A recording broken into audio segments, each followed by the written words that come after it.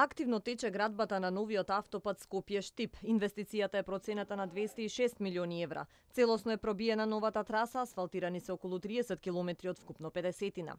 Вкупниот прогрес на градежните работи изнесува околу 60%, а оваа капитална инвестиција обезбедува работа, сигурна екзистенција на 800 работници во овој момент. Источна Македонија ќе добие автопат кој освен што ќе користи за граѓаните, ќе биде значајен и за развојот на бизнисот и економијата.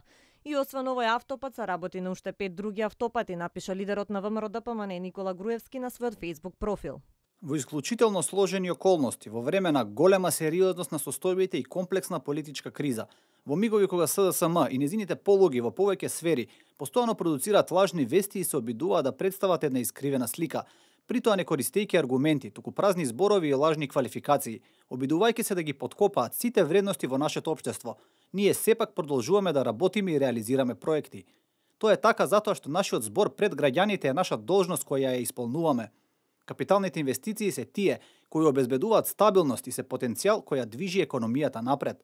Инвестициите во изградба на нови патишта не запираат.